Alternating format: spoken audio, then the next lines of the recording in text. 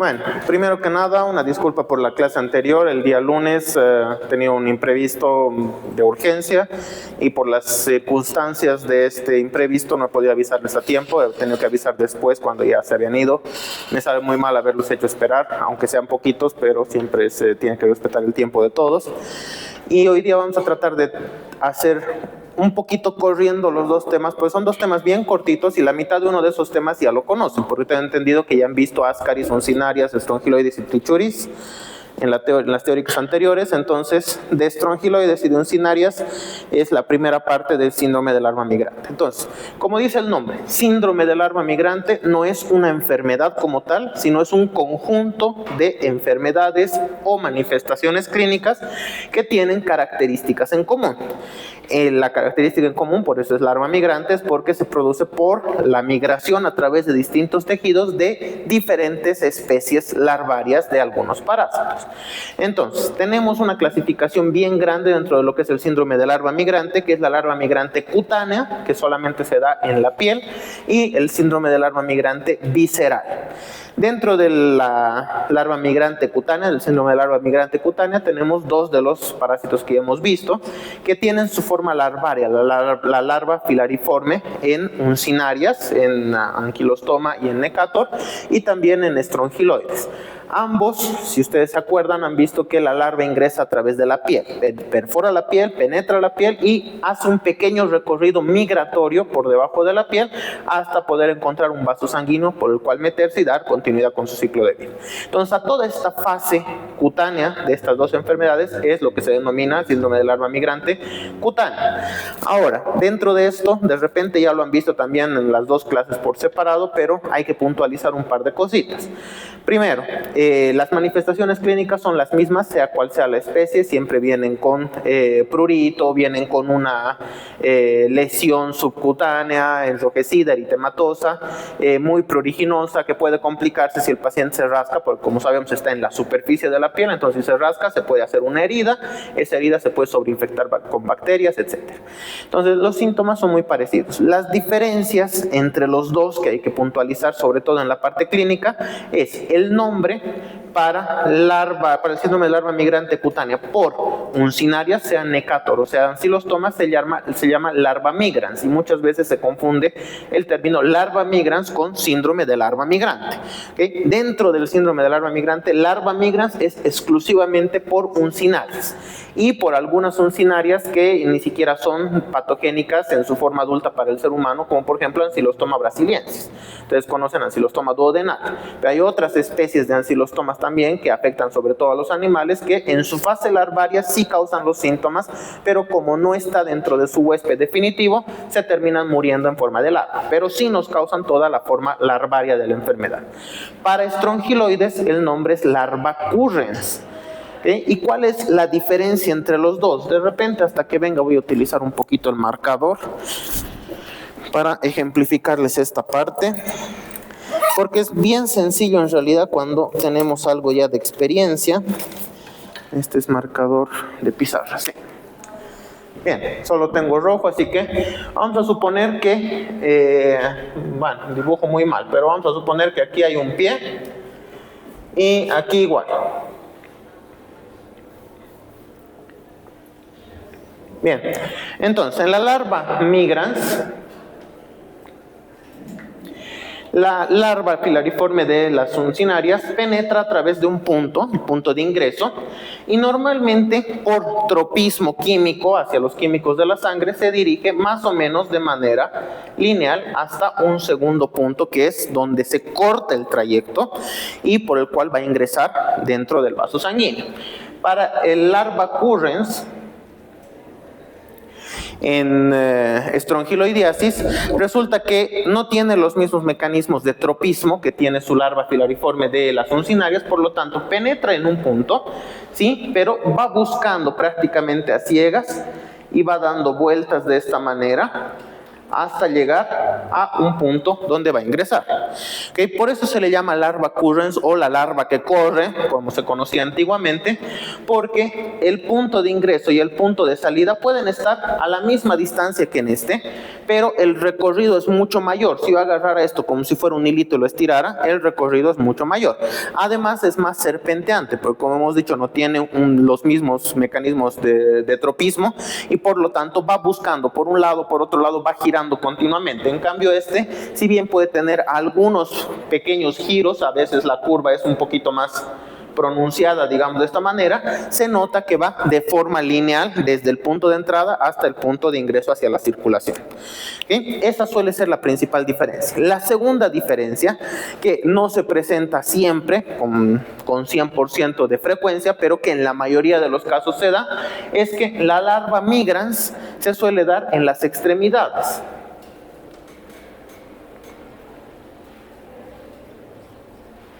Porque ustedes conocen en su ciclo de vida que contraemos la larva cuando estamos caminando descalzos o cuando agarramos descalzos la tierra donde suele encontrarse la larva de este parásito. En cambio, larva currens por estrongiloides no suele darse tanto en las extremidades como en la región perianal. Porque ustedes conocen que estrongiloides tiene 3 ciclos de vida y el ciclo de auto-hiperinfección sucede cuando las larvas maduran hasta su forma infecciosa sin haber llegado a la tierra y dentro del intestino. Por lo tanto, cuando sale ya están preparadas para penetrar la piel y dar continuidad a su ciclo de vida. Entonces la piel más cercana a la salida del intestino siempre es la región perianal. Entonces el lugar de presentación y la forma clínica de presentación ya nos da un aproximado bastante certero, con un 95% de certeza del diagnóstico de especie. ¿Nada? Ni modo, vamos a continuar así nomás. ¿Qué le vamos a hacer? No queda otra. Más bien, si alguien tuviera un marcador, porque ya que vamos a utilizar tu marcador, parece que se está acabando, no está escribiendo muy bien. Así que cualquiera que pueda encontrar un marcador me ayudaría bastante. Bueno, entonces estábamos en la parte de síndrome de larva migrante cutánea. Hemos hecho la diferencia clínica entre larva migrans, larva currens, no confundir larva migrans con síndrome de larva migrante, que es mucho más grande y engloba además a la forma visceral. Ahora, repitiendo un poco el diagnóstico para estrongiloides y uncinarias, bastante sencillo. Con un coproparasitológico las uncinarias se detectan. Siempre pedimos el coproparasitológico seriado, si ustedes lo conocen, pero en el caso de estrongiloides, en donde casi no existen huevos, porque los huevos eclosionan dentro del intestino, no nos basta el coproparasitológico. Es muy difícil poder agarrar las larvas rhabditiformes, que son las que han salido de los huevos, en el coproparasitológico. Entonces necesitamos un método de concentración que seguramente les han explicado. El método de Berman o la técnica de Berman suele ser la ideal, en donde nosotros tenemos, no sé si les han explicado esta parte, pero nosotros tenemos aquí en nuestro soporte universal una especie de embudo, así. Y aquí le ponemos una rejilla de metal que tenemos en el laboratorio. Y aquí le ponemos, vamos a hacer esto así. Aquí le ponemos la muestra de materia fecal y llenamos esto hasta que toque la rejilla de agua más o menos tibia, no tiene que ser hirviendo tampoco, agua caliente. Y al fondo del embudo lo vamos a taponar con una especie de pinza que tenemos ahí. ¿Okay? Entonces está taponado ahí está la salida del embudo y aquí recolectamos en un recipiente un poquito. Entonces, ¿qué es lo que hacemos? Ponemos la muestra de materia fecal, nos aprovechamos de su tropismo hacia la temperatura, porque el agua está caliente, está a temperatura corporal si ustedes quieren, y esta materia fecal la vamos a envolver en un par de capas de gasa, cosa que la materia fecal se queda, pero por el tropismo las mismas larvas solitas van a buscar salir a través de la rejilla y van a caer las larvas por acá hasta sedimentarse al fondo donde estamos pinzando el embudo. Una vez ha pasado un tiempo entre 20 y 30 minutos aproximadamente, aquí aquí ya no va a haber nada y se han sedimentado toditas las larvas aquí al fondo. Entonces, ¿qué hago? Voy a desclampear esta parte y voy a recolectar unas pocas gotas nada más, que se supone tienen un concentrado muy abundante de las larvas en caso de existir. Y solamente voy a llevar al microscopio esto. Como pueden ver, es un paso añadido, sigue siendo una técnica directa. Normalmente nos basamos en las técnicas directas. Las técnicas indirectas las dejamos de lado. Y para el tratamiento, eso también ya lo han llevado seguramente en cada uno de los temas, si he detectado síndrome de larva migrante por uncinarias, es de esperar que tenga uncinarias adultas en el intestino del paciente. Por lo tanto, le hago tratamiento con albendazol o cualquiera de los otros benzimidazólicos que ustedes conocen, mebendazol, tiabendazol, cualquiera de ellos, flubendazol, da lo mismo. Y normalmente con albendazol una sola dosis, o sea, dosis única, es suficiente para hacer el tratamiento. En algunos casos se puede prolongar hasta 2 o 3 días, y el mebendazol, que es el segundo más utilizado, se suele dar alrededor de 3 días de estándar. Eso también seguramente ya lo han visto antes, incluso en Ascaris, nos permite hacer la quimioprofilaxis, una medida preventiva que consiste en dar el tratamiento a los pacientes, a un grupo de pacientes concreto, estén o no estén enfermos, porque sé que con una dosis es suficiente para hacer el tratamiento. En cambio, para la larva occurrence, para estrongiloidiasis, yo cambio y mi medicamento de elección suele ser la ivermectina, más bien, ¿verdad? Y mis alternativas, ahí entran los benzimidazoles, el albendazol y demás. Entonces prefiero darle ivermectina por alrededor de 3 a 5 días, suficiente para estrongiloidiasis. En este caso no estoy haciendo un tratamiento sindrómico, no estoy haciendo un tratamiento para el síndrome de larva migrante, sino que estoy utilizando lo que conozco del síndrome para llegar a mi diagnóstico de especie y al tratamiento apropiado. Entonces no es decir, mi paciente tiene síndrome de larva migrante, no sé cuál de los dos lo causa, le doy los dos medicamentos a la vez. ¿Okay? Sirve para hacer un diagnóstico de especie y luego recién decido el tratamiento que voy a hacer. Y las medidas preventivas ya las conocen, es igualito que para Ascaris, para uncinarias, para todos ellos es lo mismo. Evitar de hacer las deposiciones al aire libre, tener buena higiene, lavado de manos, y sobre todo para estos que las larvas penetran a través de la piel, evitar caminar descalzo sobre terrenos desprotegidos. A los niños evitar que jueguen con la piel desnuda de las manos, en la tierra sobre todo, en áreas que no son seguras, en áreas que no son el domicilio, si están en un parque o lo que sea. No hacía falta que los compre. Era si alguno tenía un marcador, era más que suficiente. Sí, pero no se puede aprovechar. Mejor así. Ya, no importa, lo voy a utilizar. Pasemos a lo que sí es importante, a lo que es nuevo, la toxocariasis. Entonces, toxocara... Debo tener un borrador acá para ir borrando y haciendo. Y si no, un pedazo de papel. Sí, me sirve. Un pedacito de papel para ir borrando y poniendo. Suficiente con esto. Gracias. Bien. Entonces sí le voy a pedir por favor que me apague el data, porque con el brillo no se va a ver nada. Ya está. Bien. Entonces, para la toxocariasis,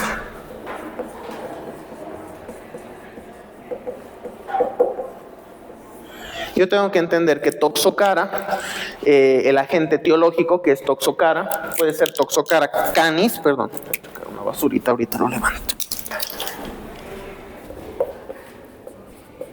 Toxocara canis y toxocara felis. ¿Okay? Ese es el agente causal. Toxocara es una variedad de Ascaris. Entonces, todo lo que hemos aprendido sobre Ascaris prácticamente nos es útil al 100% para toxocariasis, pero aplicado a los animales. Entonces, lo único que tengo que variar es la forma en la que este afecta al ser humano. Entonces, igualito que en el Ascaris, yo tengo un adulto que mide un poco menos que en el ser humano. Las mascotas, los perros y los gatos normalmente miden menos, entonces este suele encontrarse entre 10 y 15 centímetros de largo en sus proporciones más largas, y por supuesto tiene una boca trilabiada, igualito que el Ascaris normal, común y corriente. En su forma de huevo,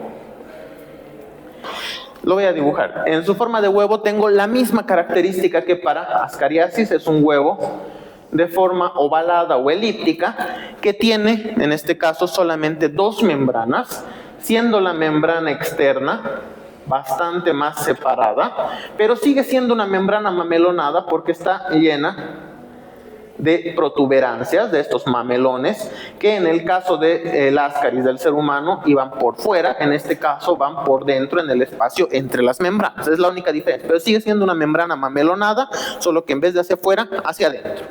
Y el contenido sigue siendo, vamos a ponerlo difuso porque todavía no embrionado, necesita pasar por la tierra, eso ustedes ya saben, es un geohelminto, para recién embrionarse el huevo. Entonces tiene su membrana mamelonada, solamente 2 membranas. No me sirve tanto en este momento porque aquí vamos a ver en su ciclo de vida, se corta el ciclo de vida en el ser humano. Cuando nos afecta al ser humano, no va a llegar hasta la forma adulta y por lo tanto el ser humano no va a botar los huevitos en las heces, sino que en su forma larvaria se va a quedar dentro de nuestros tejidos donde ha podido migrar sin poder dar continuidad a su madurez, sin poder llegar a la etapa adulta. Se va a hacer bolita si ustedes quieren y ahí se va a quedar a morir. Más o menos lo mismo que pasa con la triquina, que es lo que vamos a hablar a continuación. Entonces, migra a tejidos. Entonces, hablando de su ciclo de vida, como es un ascaris de los animales, sigue el mismo ciclo de vida que en el ser humano, pero para los animales. Los animales se infectan por vía oral, sobre todo los animales son más susceptibles porque se andan lamiendo entre ellos, se huelen el trasero, se lamen su propio trasero y demás, se revuelcan en las heces, en el pasto, en los parques, etc. Entonces siempre están en contacto con materia fecal de otros animales, por lo tanto cualquiera que esté infectado, luego van, se lamen, ingresa por vía oral a su intestino, en su intestino pasa a su forma larvaria, llega a la etapa adulto, tenemos adulto hembra, adulto macho, copulan, ponen sus huevitos y salen las heces. El ciclo bastante cerrado. ¿Qué es lo que pasa? Que nosotros nos podemos llegar a infectar también. ¿Cómo nos vamos a infectar si nosotros no andamos lamiendo los traseros de los perros a diferencia de nuestras mascotas? Pues resulta que hacemos algo peor todavía. Nuestras mascotas están libres ahí, lamiéndose entre ellos, lamiendo los traseros y luego vienen a nuestra cama, los subimos, los mimamos, los apapachamos, les damos beso de lengua y todo a las mascotas, ¿verdad? Parece un chiste, pero he llegado a conocer a alguna persona que sí lo llega a hacer. Entonces, ¿qué contacto más directo con nuestra boca que andar besando al perro en lugares en donde se ha lamido seguramente con la misma lengua con la que se lame el trasero o a otros perros? Lo mismo para los gatos, que tampoco se libran los gatos, tienen fama de ser mucho más limpios, mucho más pulcros, pero ¿cómo se limpian? Lamiéndose, entonces su boca es igual de contaminada. Entonces nada de andar besando a las mascotas, por favor. En ese momento el parásito ingresa a nosotros, el huevo ingresa dentro de nuestro organismo, se libera de su membrana mamelonada con ayuda de los ácidos estomacales, de los ácidos del estómago, y en el intestino se libera la larva. La larva nota por la composición química del cuerpo que no está en una mascota, no está en su huésped definitivo. Y dice, aquí yo no me puedo desarrollar, me faltan ciertos componentes. Entonces, ¿qué es lo que va a hacer? Se mete dentro de la mucosa, la submucosa, llega a encontrar algún vaso sanguíneo, se mete dentro de la circulación y empieza a migrar. Básicamente activa su botón de escape de emergencia y dice, yo tengo que salir de este cuerpo y llegar a un animal, o un perro, un gato, que sea mi huésped definitivo, según la especie.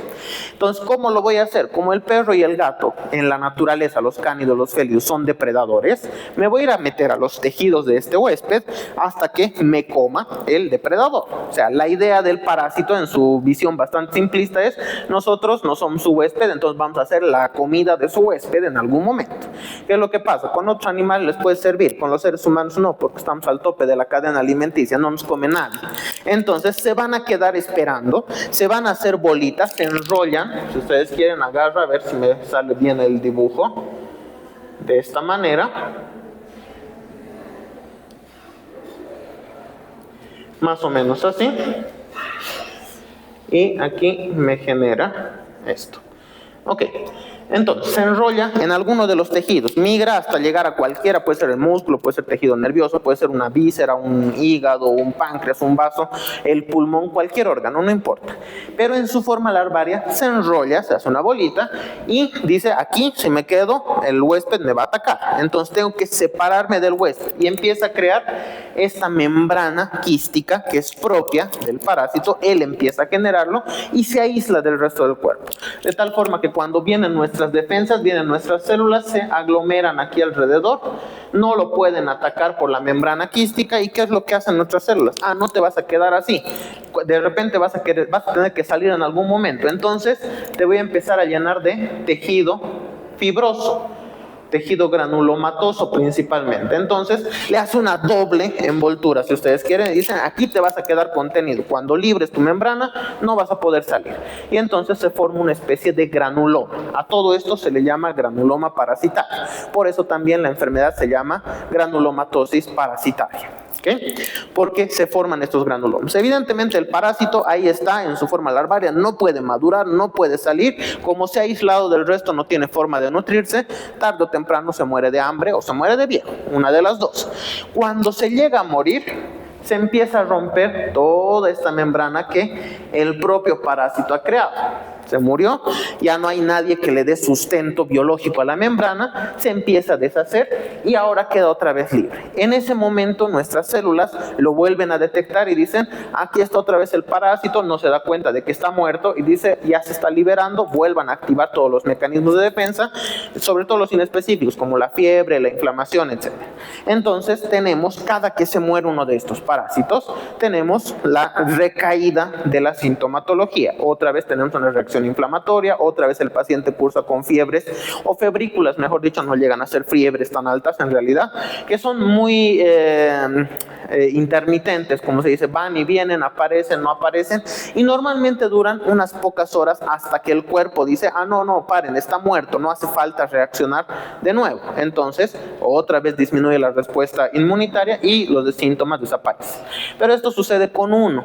Normalmente nos infectamos con varios decenas o varios cientos. Entonces, como no tienen una coordinación, sucede esto con uno, a los minutos sucede con otro, a los 2 días sucede con otro, y entonces tenemos el cuadro que va y que viene de esta manera. ¿Okay? Esa parte está bastante clara, ¿verdad? No hay final del ciclo de vida, pero como hemos dicho, aquí termina, aquí se muere el parásito y ya está. ¿Qué es lo que sucede entonces? El cuerpo dice, no, ya se ha muerto, ya no va a hacer nada. ¿Qué le hacemos al muerto? Le echamos cal. Entonces le dice a nuestros glóbulos blancos, depositen calcio en todo alrededor de este organismo para que no se me infecte. Y ese calcio se va a calcificar a todo este quiste y me va a crear quistes de aproximadamente 1 milímetro de tamaño que están calcificados, que son como nódulos, como huesitos bien chiquititos metidos en los tejidos. Y dependiendo del tejido, esos huesitos chiquititos, esas calcificaciones de los quistes, cada cierto tiempo pueden volver a reactivar la inflamación de la zona. Entonces en los músculos, que es donde suele darse, o en la piel, donde también suele darse, no en la piel, en el tejido subcutáneo más concretamente, no tiene mucha repercusión porque una inflamación pasajera, transitoria, en un sitio concreto, de vez en cuando, no va a causar muchas más molestias que de repente un dolor, una punzada así muy pasajera en el paciente y no pasa nada.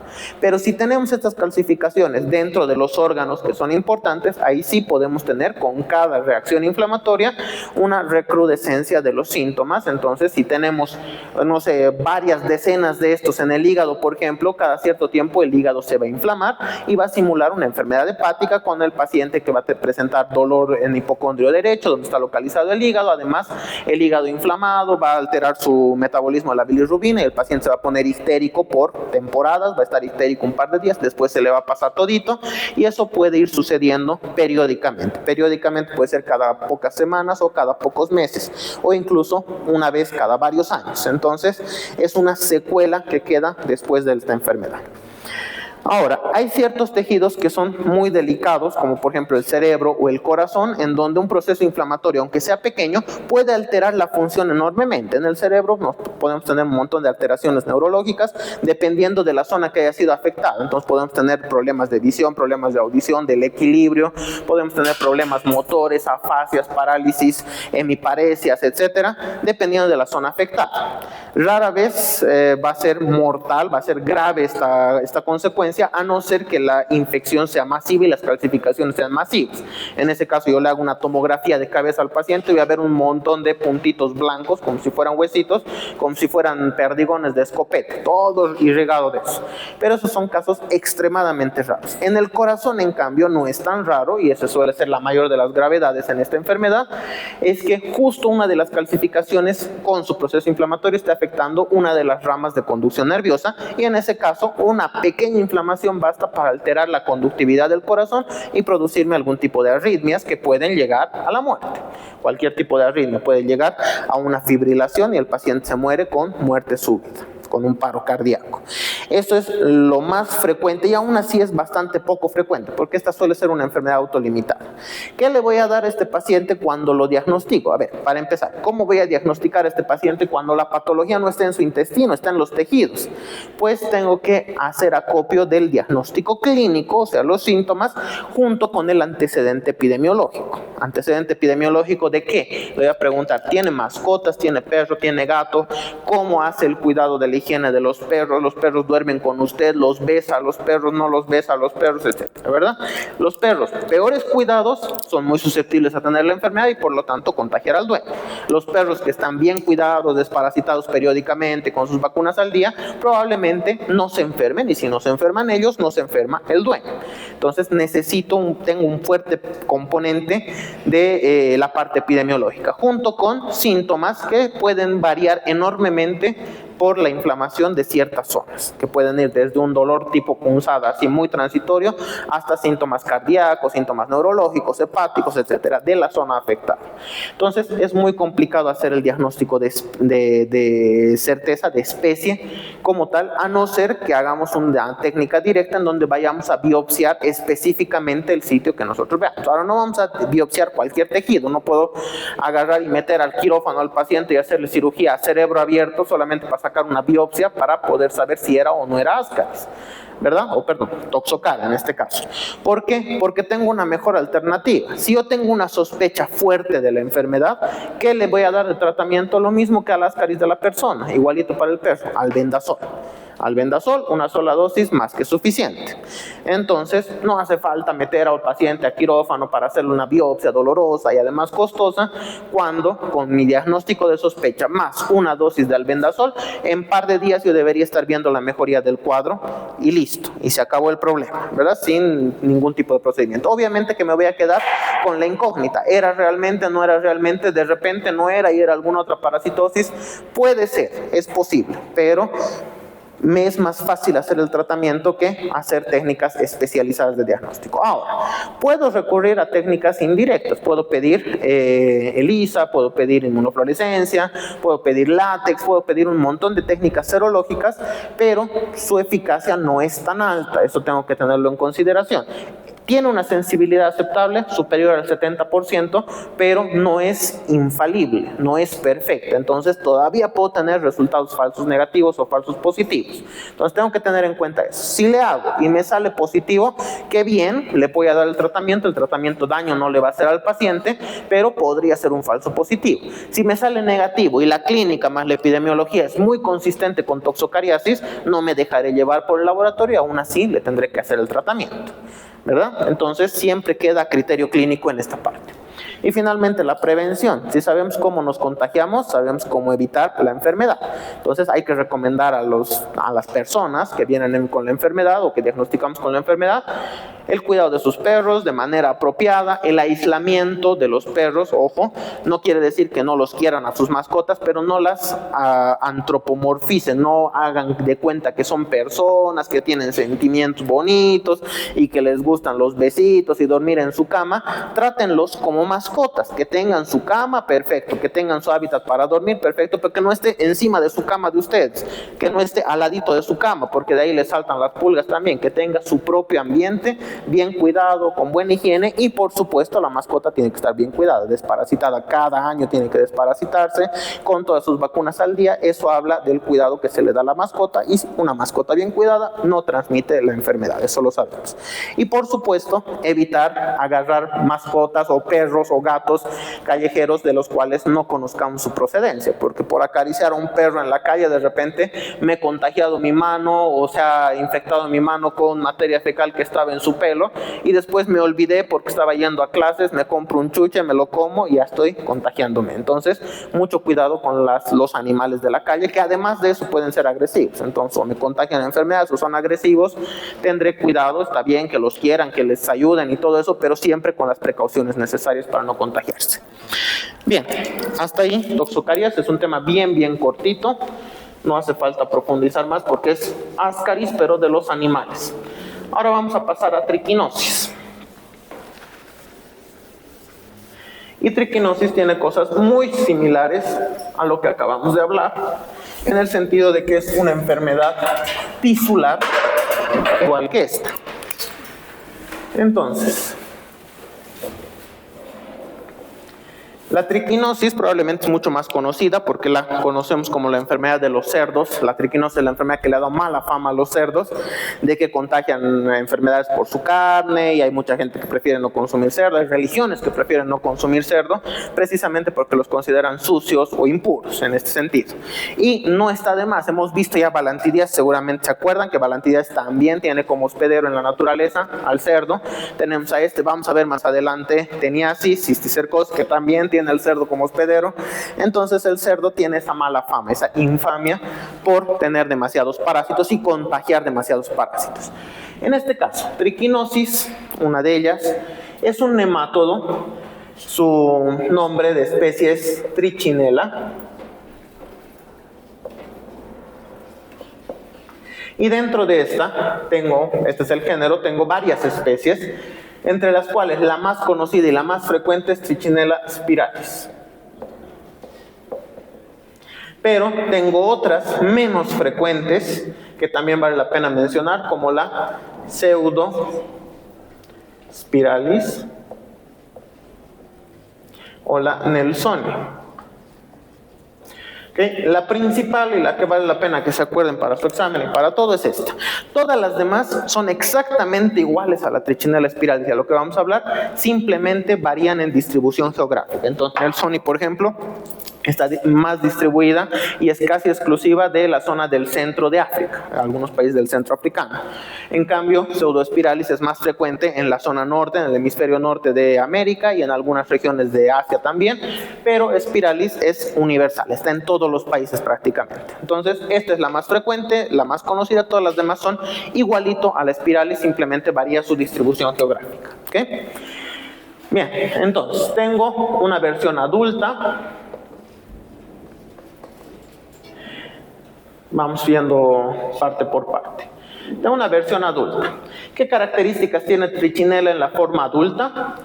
Mide aproximadamente de 2 a 4 milímetros de tamaño por poquito más de 100 o 150 micrómetros de ancho. Entonces bastante delgadito, pero lo suficientemente grande como para poderse observar incluso a simple vista en el caso de tenerlo. Bien, dentro de la forma adulta me interesa hacer la diferencia entre hembra y macho.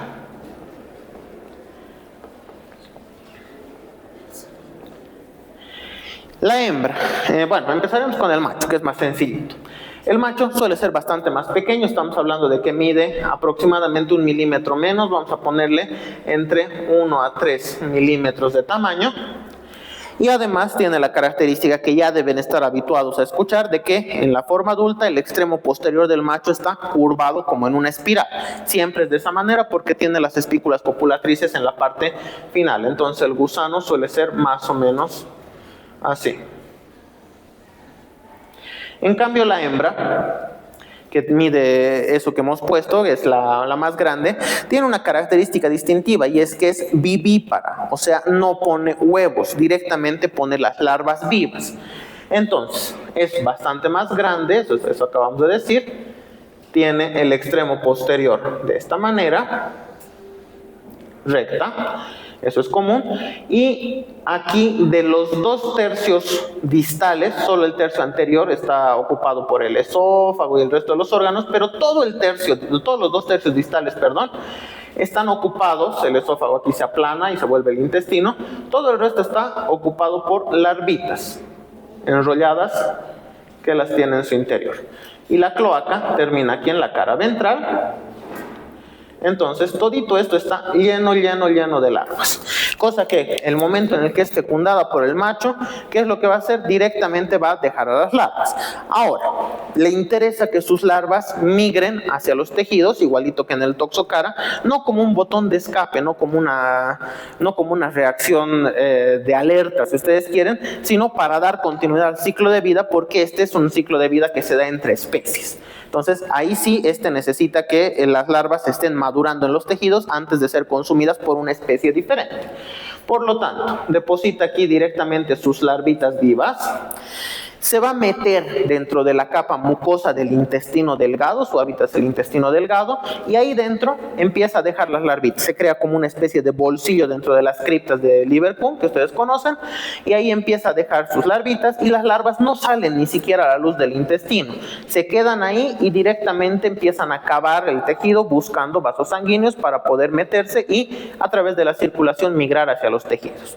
Entonces, dato importante, no vamos a tener una evidencia que nosotros podamos utilizar para el diagnóstico en la parte del intestino. O sea, no vamos a tener huevitos que salen, no vamos a tener larvas que salen por el intestino. Entonces hay que buscar el diagnóstico de otras maneras. Una vez ingresa, ahí se queda en el intestino hasta que se muere. El tiempo de vida promedio de un adulto, sobre todo de un adulto hembra, es aproximadamente 2 a 3 años. En cambio, el macho, después de copular, se muere. Así que también es muy raro encontrar machos en caso de que nosotros hagamos una biopsia de intestino o algo. Casi toditas son hembras. Bien, no tiene huevos, tiene larva. Entonces, la larva, entre sus características, mide aproximadamente 100 micrómetros de tamaño, de longitud, hasta un poquito más, pero puede llegar a medir, cuando ya ha madurado lo suficiente, hasta 1 milímetro de tamaño. Entonces, una larva relativamente grande, pero ¿cuál es la pega? Que esta larva se va a enrollar así como habíamos visto. Entonces, se mete a la circulación, viaja por la circulación, sale a los tejidos, tiene cierto tropismo, principalmente por los compuestos nitrogenados de los músculos, por lo tanto, prefiere el músculo esquelético, eso es importante.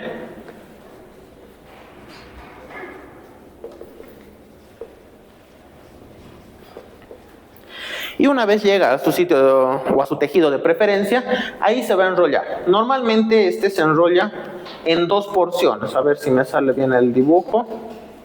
Yo tengo algo así.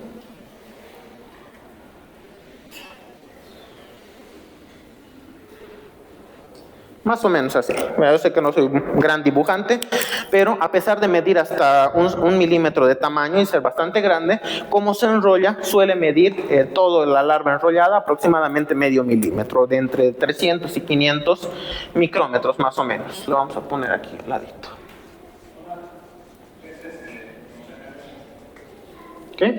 Y a todo esto, igualito que la toxocariasis, crea su propia membrana quística, porque tiene el mismo tren de pensamiento y dice: tengo que aislarme del tejido porque yo tengo que vivir aquí hasta que venga un depredador, se coma este huésped y pueda dar continuidad a mi ciclo de vida. Entonces a esto se le llama el quiste larvario. Y el quiste es el que tiene 300 a 500 micrómetros de longitud aproximadamente. Y normalmente va a crear esto en medio del sarcolema, o sea, en medio de las células del tejido muscular principalmente, y ahí es donde va a sufrir cierto tipo de infiltración. Entonces, yo a todo esto, una vez ha sido detectado por nuestro organismo, se empiezan a infiltrar células, habíamos dicho, de las células que crean el tejido conectivo, tejido fibroso, granulomatoso, se infiltran alrededor, pero en gran cantidad, no solamente estas, sino también glóbulos blancos. Entonces me crean más o menos una especie de cobertura de esta manera. Y ahí está llenito de células nuestras alrededor de este y de tejido fibroso granulomatoso. Entonces, esta suele ser la morfología regular de un quiste larvario de Trichinella spiralis. En su ciclo de vida, el ciclo de vida es un poquito complicado, no lo voy a dibujar porque ya ven que soy mal dibujante, pero se los voy relatando. Entonces, resulta que vamos a pensar en el cerdo. Este parásito adulto está en el intestino del cerdo, pone sus larvitas, hace exactamente lo mismo en el cerdo. Las larvas dentro de la mucosa se meten a la vía circulatoria, llegan a los tejidos, a la carne de cerdo, y resulta que ese cerdo va a ser faeneado, va a irse al matadero para hacer una parrillada. Y como nos encantan las parrilladas, el término medio, término 3/4 y demás, no cocemos bien el tejido, se cuece la parte de afuera, el centro sigue rojizo rojito, sigue mal cocido y por lo tanto la temperatura no mata estos quistes. Estos quistes continúan viables. Entonces, yo o cualquier otro animal, si ustedes quieren, he puesto el ejemplo de la parrillada, pero en la naturaleza el cerdo es muerto por un depredador. De la misma forma, se come el tejido, se come estas larvas se desenquistan, se liberan de todas estas capas de tejido que han creado gracias a los ácidos estomacales, llegan al intestino, maduran a su adultez y se meten en la mucosa para dar continuidad al ciclo de vida. Entonces el ciclo de vida sí o sí involucra dos especies, tiene que ir saltando de una especie a otra. No se termina el ciclo de vida en una sola especie, ni en la naturaleza ni en el ser humano. ¿Okay? ¿Qué es lo que pasa con el ser humano? Lo que hemos dicho hace rato, nosotros estamos en el tope de la cadena alimenticia, nadie nos come, entonces eventualmente estas larvas en nosotros se van muriendo y ahí se terminó su ciclo de vida, se van a quedar con nosotros básicamente. Bueno, entonces, ¿qué pasa en la naturaleza con estos parásitos? El cerdo es el animal más infame, si ustedes quieren, por contener triquinosis, pero no es el único. En realidad vale cualquier animal que sea omnívoro o que por un motivo u otro haya consumido alimento con restos de tejidos o restos de vísceras o restos de carne de algún animal. Y digo esto porque en las granjas de cría, donde se crían distintos tipos de animales, en algunas zonas es bastante común no prestarle demasiada atención a las normas de control y demás, y agarran y en el heno con el cual están alimentando a sus caballos, por ejemplo, resulta de lo que han faeneado, han sacado unas cuantas vísceras y tejido y demás, y algunas partículas quedaron entre el heno, y así los caballos se comen también, a pesar de ser herbívoros, se comen trozos de carne o trozos de tejido con triquinosis. Entonces le puede pasar al caballo, le puede pasar a la vaca, le puede pasar a la oveja, le puede pasar a cualquiera según la calidad de cría que se tenga en los criaderos. Por eso tenemos dos tipos de ciclos. Entonces, en el ciclo de vida tenemos un ciclo doméstico, donde está involucrado el cerdo, el hombre, acabamos de verlo, pero también pueden estar involucrados el caballo, por ejemplo, y otros animales herbívoros cuando están mal alimentados con trazas de vísceras o tejidos. Y también entra aquí en juego alguien, porque no es que el cerdo se coma a otro cerdo, no me sirve a mí criar cerdos si se van a comer entre ellos. Resulta que hay un elemento más aquí que es la rata.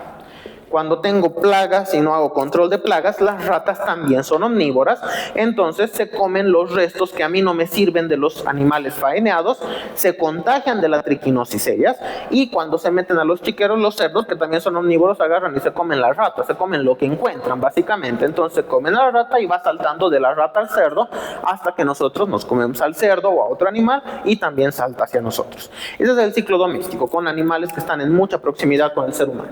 Y tengo un ciclo silvestre, y en el ciclo silvestre pasa más o menos igual en la naturaleza entre depredadores y animales presas herbívoros. Está saltando la triquinosis, pero nosotros nos metemos cuando nos la damos de cazadores y además nos comemos nuestra presa y podemos cazar ciervos, osos, tapir, foca en algunas regiones del norte, y otros animales más, osos polares y demás, que pueden tener la triquinosis también. ¿Okay? Sobre todo en algunas poblaciones indígenas que acostumbran comer restos de animales crudos. Por ejemplo, en el Ártico se comen la carne de la foca cruda, básicamente, igual que se come la carne de la ballena cruda. O en algunas zonas, en otras poblaciones, nosotros estamos acostumbrados al sushi, por ejemplo, que es pescado crudo. Entonces, según las culturas, hay ciertos alimentos de animales que se comen crudos, pero normalmente involucran este tipo de animales. Aquí podemos aumentar zorro, lobo, por ejemplo. Y por supuesto la versión silvestre del cerdo, que es el jabalí, que sigue siendo infame hasta en la naturaleza. Bueno, eso para el ciclo de vida. Ya hemos hablado del ciclo de vida, nos toca hablar de la patogenia y las manifestaciones clínicas. La patogenia se divide en dos etapas, lo vamos a poner acá. Tenemos una fase o etapa intestinal y tenemos una fase tisular o etapa tisular. ¿Okay? Bien, entonces, ¿qué es lo que pasa? Yo como una carne mal cocida o cualquier alimento que contenga quistes de Trichinella spiralis, más o menos entre 24 y 48 horas después, entre 1 o 2 días después, ya empieza la fase intestinal. La fase intestinal se caracteriza por un cuadro muy inespecífico de diarrea con algunos síntomas coadyuvantes, porque únicamente se da por la irritación de la mucosa, porque el gusano está ahí presente, nada más. Entonces no voy a tener síntomas específicos como lientería, esteatorrea, como ya conocíamos. Entonces lo único que voy a tener es un proceso irritativo y un cuadro de diarrea leve, intermitente, dolor de tipo cólico en epigastrio,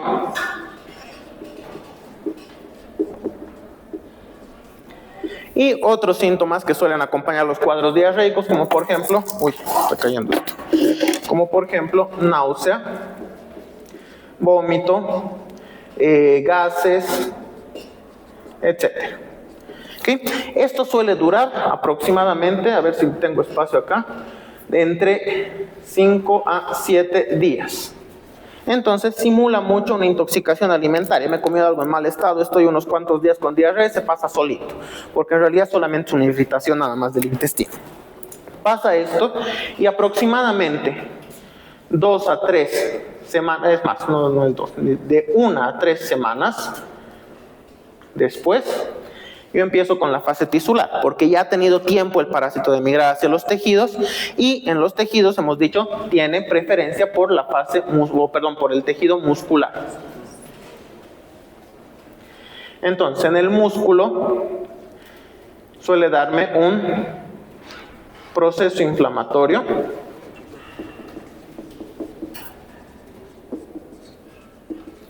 transitorio, o sea que se inflama la zona del músculo donde se encuentre. De manera transitoria quiere decir que se inflama por unas pocas horas o a un par de días y desaparece por sí solo, porque hemos hablado de qué es lo que pasa, ¿verdad? Entonces, nada más ha llegado, es identificado por nuestro sistema inmunitario, se activa el proceso de inflamación, se activa el proceso de fiebre, dolor, todo esto de nuestra inmunidad innata, pero crea rápidamente su membrana, se aísla y dice, oh, ya no hay nada, aquí desapareció el parásito, entonces dejen de atacar, entonces disminuyen todos los síntomas. Por eso es transitorio. ¿Okay? Puede acompañarse de fiebre, una fiebre leve, intermitente. Puede acompañarse además de cefalea. Y en algunos casos bastante raros, lo voy a poner acá, pero que nos ayudan mucho al diagnóstico, podemos tener edema en la cara o bipalpebral. Palpebral, bilateral. O sea, se edematizan los párpados, pero de los dos ojos, a diferencia de la enfermedad de Chagas, que el signo de Romaña era específicamente unilateral, los dos párpados de un solo ojo. En este caso el edema es más generalizado, toda la cara o en algunos casos incluyendo los párpados también, ambos párpados. No es doloroso esta parte del edema, se hincha nada más, es como cuando uno retiene líquidos y tiene un poco de hinchazón, es el edema, pero no cursa con dolor en la zona, ni enrojecimiento, no es una infección, no cursa con signos de infección bacteriana, simplemente se edematiza y después de un par de días desaparece. ¿Okay? Puede acompañar, es bastante raro, pero normalmente va con fiebre, cefalea y ya, poco más, y el proceso inflamatorio que puede llegar a causar dolor. El dolor es opcional. Dependiendo de la intensidad del parasitismo, tengo muchos parásitos en el mismo músculo, puede llegar a haber dolor e incluso una disminución leve de la función. El paciente dice, ay, estoy débil, antes podía cargar 20 kilos en press banca y ahora ya no puedo, por decir algo. Estoy dando un ejemplo nada más, ¿no? Ahora no llego a cargar 10 kilos. ¿Por qué? Porque siento que mis músculos ya no dan, me empiezan a temblar cada vez que cargo menos peso. Entonces puede haber una limitación de la función, normalmente a causa del dolor, no es realmente una debilidad, no es que el músculo ya ya no esté funcionando, sino que el dolor muchas veces es más intenso conforme más actividad se haga y por lo tanto el paciente limita inconscientemente la actividad que realiza. Pero puede no cursar con eso también. Y después tengo en otros tejidos.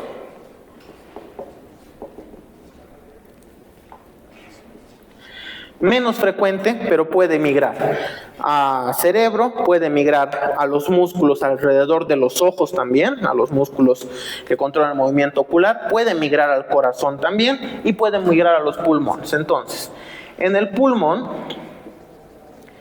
ojo, en otros tejidos normalmente cursa con un proceso inflamatorio leve, que luego va a desaparecer. Entonces no genera muchos síntomas, genera síntomas por un par de días, síntomas muy leves, un poquito de dolor, dependiendo de la zona, pero hasta ahí. Pero se puede complicar cuando está en tejidos más delicados. El músculo, el tejido subcutáneo son bastante tolerantes, si ustedes quieren, a la inflamación, a la lesión.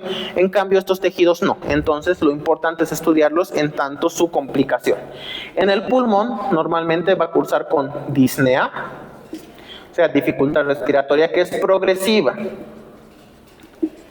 ¿Por qué progresiva? Porque si no he detectado la enfermedad a tiempo, cada vez más larvas van a ir llegando y por lo tanto cada vez más grave va a ser la afección del tejido. Entonces la disnea empieza con, he venido trotando desde la central de la San Simón y me he cansado mucho. Antes no me cansaba porque soy joven todavía, pero de aquí a un mes he subido un piso las gradas y estoy muerto, como si hubiera corrido una maratón. Eso es una disnea progresiva. Me cuesta respirar cada vez a esfuerzos más y más pequeñitos, más de los que estaba acostumbrado.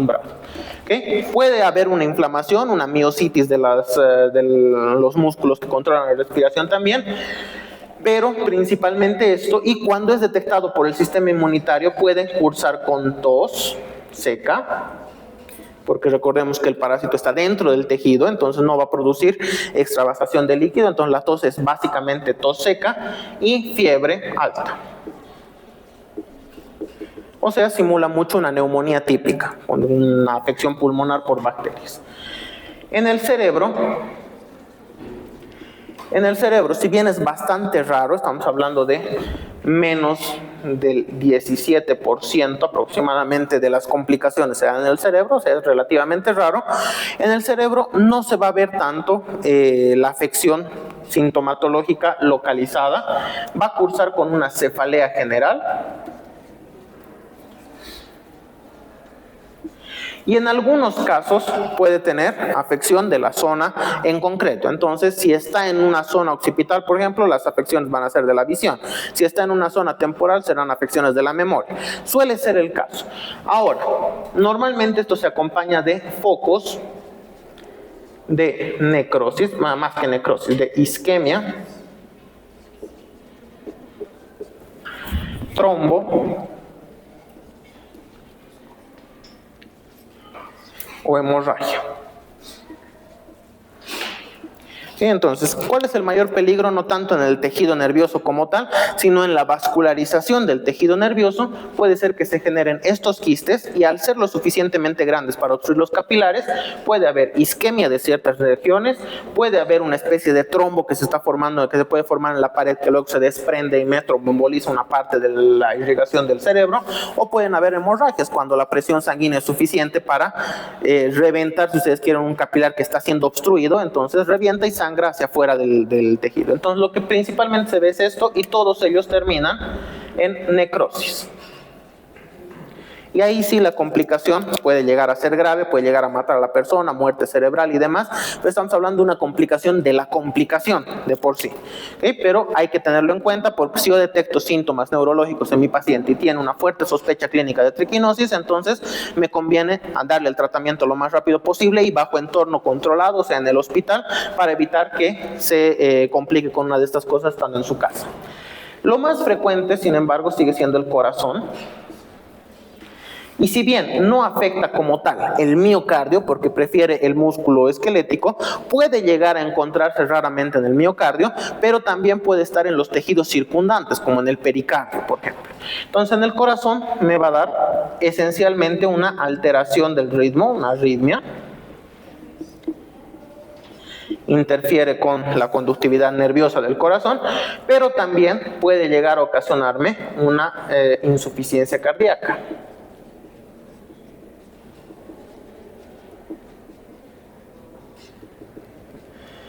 Y esta insuficiencia cardíaca aguda se da principalmente porque cuando tenemos una infección masiva de los parásitos, tenemos hartos parásitos en el corazón, el proceso inflamatorio no es localizado, sino que se generaliza en todo el corazón y la inflamación viene con aumento de tamaño.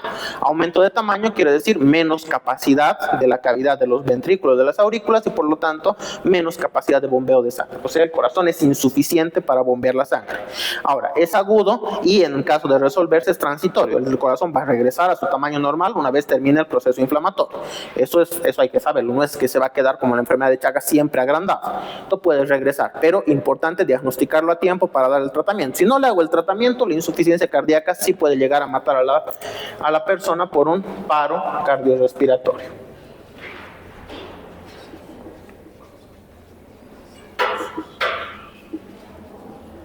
No se olviden que está afectando el pulmón también. Entonces, entre el pulmón y el corazón, cuando fallan los dos, el paciente se muere básicamente. Bien, esa es toda la patogenia junto con las manifestaciones clínicas, incluidas las complicaciones. Ahora, diagnóstico. El diagnóstico es igual que con toxocariasis, un poco difícil por los métodos tradicionales. No vamos a pedir copro, nada está saliendo por las heces en ese paciente, entonces tengo que ir a buscar al parásito en los sitios donde está. Y yo tengo, pero no sé si han copiado, voy a borrar ese lado para seguir aumentando, por favor, acá. Sí.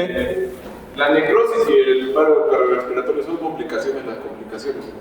Claro, la complicación es la afección en ese órgano, que no es lo frecuente es el músculo.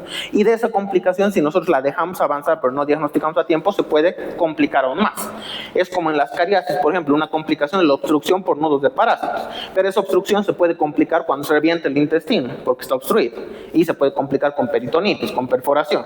Entonces, es una complicación tras otra, básicamente. A ver.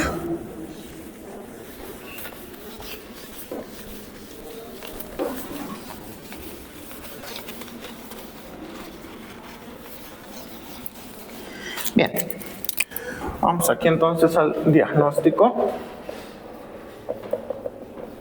En el diagnóstico yo tengo métodos directos, indirectos y de biología molecular. En los directos es fácil darse cuenta que tengo que ir a buscar al parásito en el sitio donde está. ¿Cuál es la complicación? Los directos son muy difíciles.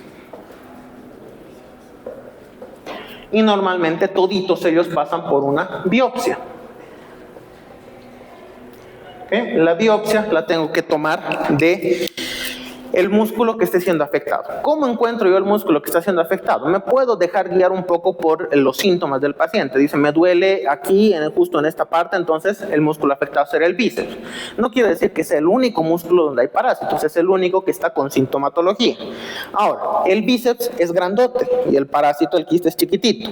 Y si no tiene una infección masiva, yo tendría que tener mucha suerte para agarrar, picar y sacar aproximadamente 1 a 2 gramos de materia del tejido como tal para biopsia, porque eso es lo que se saca, y es como una máquina de esas con garrita, ¿verdad? Tendría que tener mucha suerte para atinarle justo donde está el parásito. Entonces no es picar donde sea nada más, porque la biopsia se hace con una aguja, básicamente una aguja un poquito grandecita que entra, saca una porción y se lo lleva. Eso es todo lo que hace.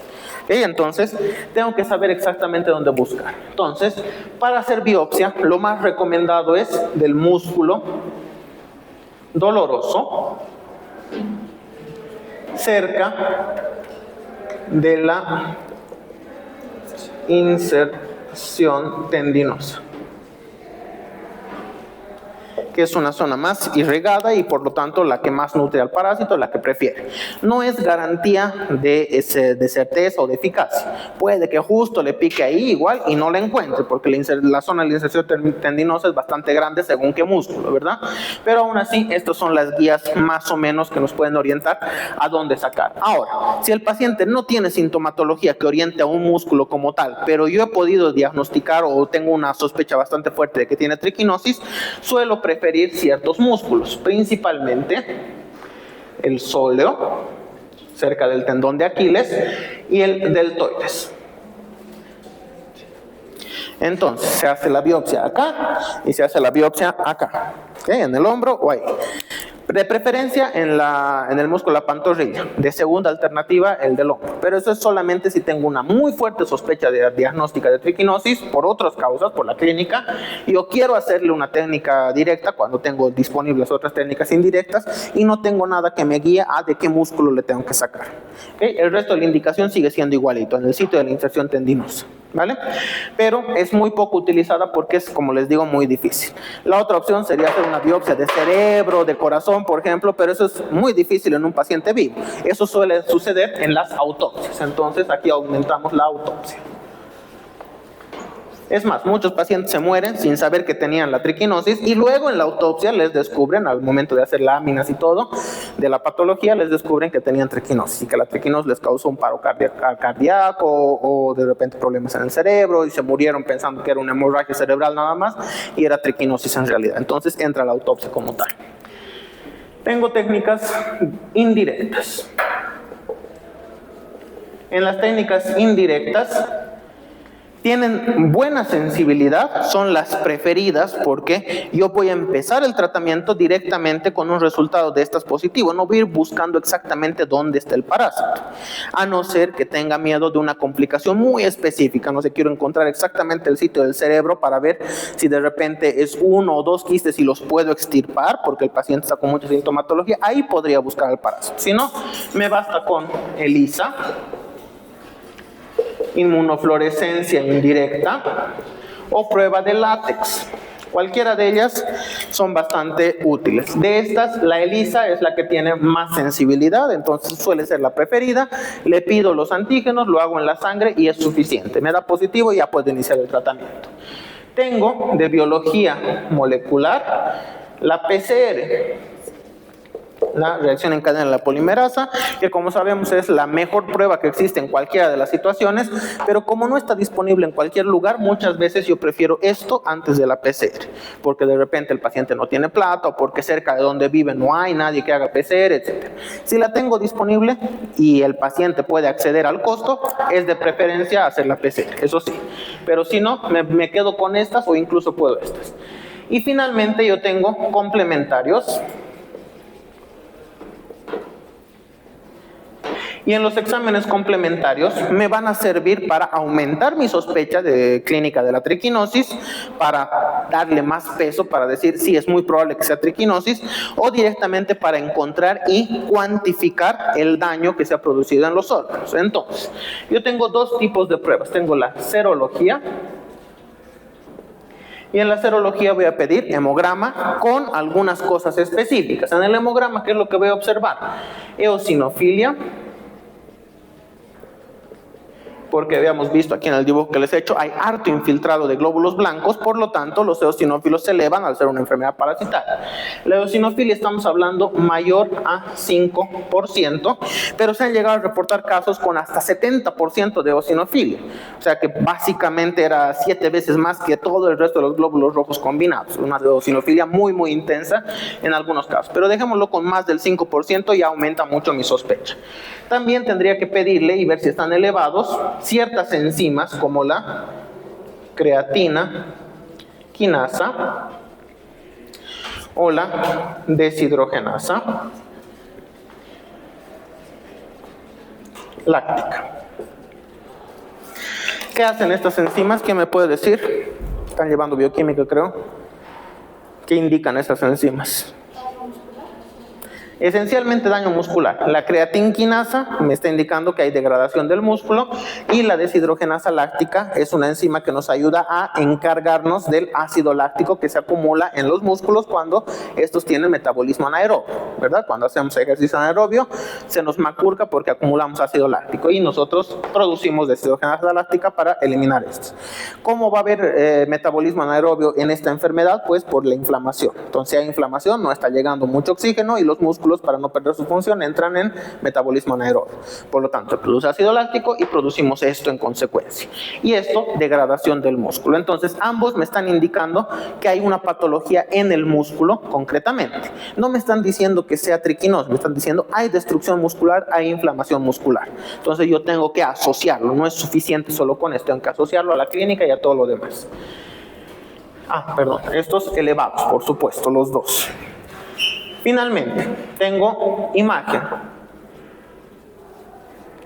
Estudios de imagen como los rayos X, la ecografía no, tomografía axial computarizada o la resonancia magnética, me sirven para cuantificar el daño, habíamos dicho. Entonces, en cualquiera de ellos, algo que de repente lo he pasado por alto, pero lo había dicho en toxocariasis, cuando se muere la larva de vieja, le pasa lo mismo, se calcifica. Y si se calcifica, se aumenta su densidad similar a la del hueso. Entonces, yo puedo pedir estas, y en algunos casos, sobre todo en rayos X de extremidades, estamos hablando manos, pies, puedo llegar a encontrar un montón de puntitos blanquitos, como si fueran granitos de hueso distribuidos, menores a 1 milímetro en tamaño. Eso son evidencia de los quistes por triquinosis. No confundir con las calcificaciones que son de más de medio centímetro de tamaño, porque esas son de cisticercosis. La cisticercosis también se puede dar, también se calcifica, también en los músculos, pero la larva es muchísimo más grande, hasta medio centímetro puede llegar a medir. Entonces, no confundir con eso, menos de 1 milímetro tienen que ser. En cuestión de la tomografía y las resonancias, normalmente las pido no para todo el cuerpo. Ojo, cuidado, cometan el error, todavía no han llevado radiología, pero no existe tomografía de todo el cuerpo o resonancia de cuerpo completo. ¿Okay? Eso no existe, se pide específicamente de ciertas localizaciones. ¿De qué localizaciones me interesa? De corazón y de cerebro, porque ahí es donde más se complica y ahí es donde se puede morir el paciente. En el corazón puedo llegar a ver con la resonancia magnética los puntitos de las calcificaciones e incluso ver la anatomía del corazón y ver si está justamente cerca de una de las ramas de inervación, etcétera, y podría llegar a considerar una cirugía como tratamiento coadyuvante y agarrar y sacar justamente el pedazo para que no se inflame periódicamente y no me altere la conductividad del corazón. En el cerebro no voy a llegar a ver las calcificaciones, aunque hayan calcificaciones. Normalmente lo que voy a llegar a ver es áreas isquémicas o áreas hemorrágicas que son consecuencia de la presencia del parásito. Entonces, ninguno de todos estos, por eso son complementarios, ninguno es suficiente solito para indicarme la enfermedad de la que se trata, pero me ayudan a medir, a magnificar la consecuencia de la enfermedad como tal. Y finalmente vamos a ver el tratamiento. Le voy a hacer un apartado aquí.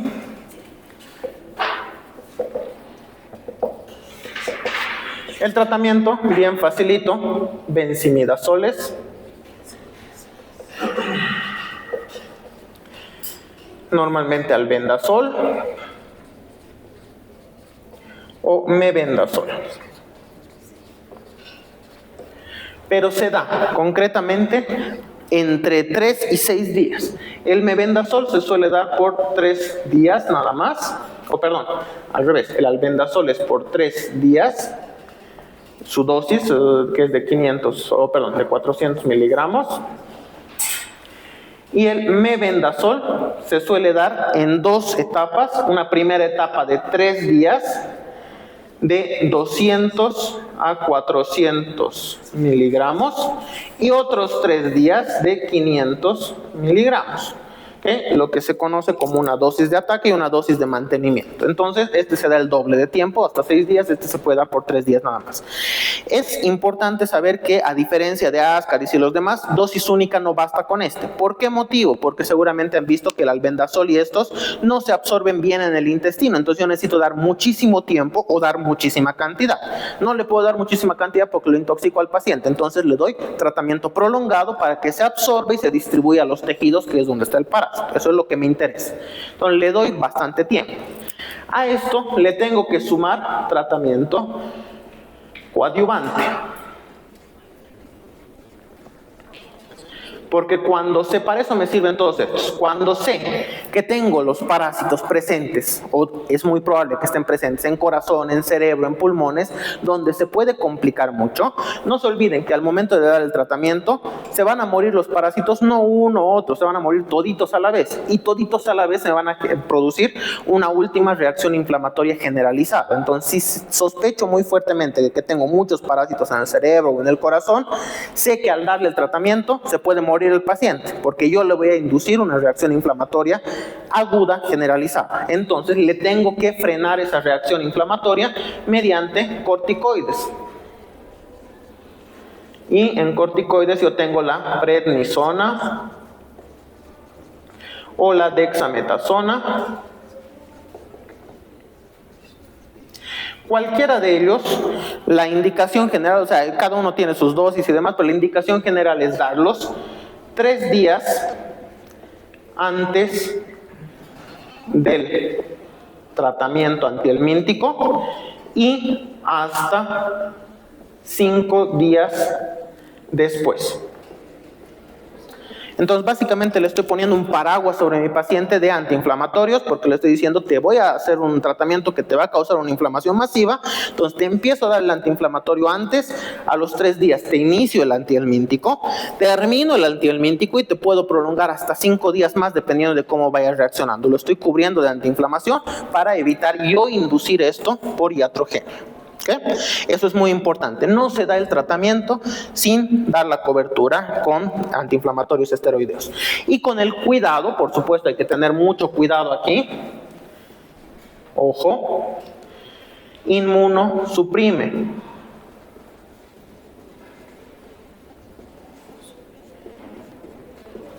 ¿Okay? Los corticoides, habíamos dicho en alguna otra enfermedad, causan inmunosupresión y le voy a dar un tiempo prolongado. Entonces, de repente no va a inmunosuprimirlo al nivel de un VIH, pero durante aproximadamente 2 o 3 semanas el paciente va a tener las defensas bajas. Entonces, tengo que además hacer prevención, educación y demás para decirle que se cuide de otras enfermedades porque va a estar muy susceptible a estas enfermedades. ¿Okay? Es importante. Yo le voy a dar los corticoides, sí le tengo que dar los corticoides, pero tengo que cuidar a mi paciente que no se enferme de otra cosa. Ahora, fuera de esto, yo tengo dos opciones. El tratamiento solamente se da cuando sé que tengo presencia en uno de los sitios de complicación o cuando el paciente es muy sintomático. Porque la otra alternativa es que el paciente sea autolimitado, o sea que solamente ha invadido músculo, sean pocos los parásitos que están invadiendo músculo y se terminen muriendo solitos, se calcifiquen y ya está, y se acabó. Entonces no le tengo que hacer nada al paciente. En esos casos normalmente el paciente pasa sin síntomas, entonces ni siquiera se entera de que tiene la enfermedad. ¿Okay? Pero si el paciente tiene síntomas leves, solamente la etapa muscular, ¿dónde está? Solamente esta parte de la etapa muscular con un poquito de inflamación que luego desaparece por sí sola y cursa con un poquito de fiebre y cefalea que también desaparece por sí solo. Es sintomático, sí, pero es un cuadro bastante leve, no está con ningún signo de complicación. En ese caso le puedo dar un tratamiento solo sintomático, solo para los síntomas, con analgésicos como el paracetamol o antiinflamatorios esteroideos o no esteroideos, de preferencia no esteroideos, antiinflamatorios como el ibuprofeno, el diclofenaco, lo que toman normalmente, suele ser suficiente. Entonces, ese tratamiento solo es para casos donde haya probabilidad de complicación o ya esté complicado mi paciente. ¿Okay? ¿Está entendido? Y con eso hemos terminado. En realidad nos falta la prevención, pero la prevención es bien sencillita. Si sé que me contagio comiendo carne de cerdo mal cocida, se acabó término medio, se acabó 3/4, todo bien cocido. Y no solo del cerdo, que es el más infame de los animales, pero hemos visto que hay muchos. Entonces, cuidado con la carne de vaca, cuidado con la carne de caballo, si es que la consumen. Aquí no mucho, pero en Argentina, por ejemplo, que es nuestro vecino, hay harta carne de caballo para consumo. Entonces, está bien probar alimentos, pero siempre con medidas de seguridad. Traten de no comer cosas crudas y es más que suficiente. Me estoy olvidando de una última cosita en la prevención, porque además de prevenirme yo, tengo que prevenir a toda la gente, ¿verdad? Entonces, aquí lo voy a poner como acápite. Como prevención generalizada, como normas de prevención, tengo que tener cuidados y normas de seguridad en criaderos, o sea, cada cierto tiempo tengo que desparasitar a mis animales de cría y todo lo que ya sabemos, igual que con las mascotas, pero también en mataderos. Y en mataderos, ¿cómo se hace esto? Es un sitio de por sí que no es muy higiénico, que digamos. Entonces lo que se suele hacer es el control de la carne por triquinoscopía. ¿Qué es la triquinoscopía? Como el animal ya está muerto y ha sido faeneado, similar a una autopsia, yo agarro y voy a ir específicamente al músculo del diafragma, que es el que me interesa, porque es un músculo delgadito en donde yo tengo muchas más posibilidades de poder agarrar. Voy a cortarle un pedazo bastante grande del músculo y entre 2 portaobjetos lo voy a poner, y en la máquina que se llama triquinoscopio, cuando yo lo pongo, la máquina le ejerce presión. Entonces presiona los 2 portaobjetos y el músculo que estaba así se va a empezar a separar separar las fibras musculares. Entonces yo así, separado, lo voy a llevar al microscopio y en el microscopio puedo alcanzar a ver las imágenes de los quistes envueltos todavía dentro del músculo. Eso es triquinoscopía y normalmente no es un método de diagnóstico, ni siquiera para los animales. Es un método para ver la calidad. Entonces yo agarro y digo, de 500 cerdos que se han faeneado en este mes, voy a venir y voy a tomar de 10 cerdos al azar, hoy día 1, mañana 2, qué sé yo, y de esos voy a hacer el control. Ese es un control aleatorio periódico. Y la triquinoscopía se puede llegar a utilizar en el ser humano, pero necesitaría sacarle muchísimo tejido, entonces solamente se reserva para las autopsias, no para las biopsias, no en pacientes en vivo. Lo que se puede hacer en ambos, en pacientes en vivo y en el cerdo también, es un nuevo método que ahora está un poco más de moda, que es la digestión enzimática artificial.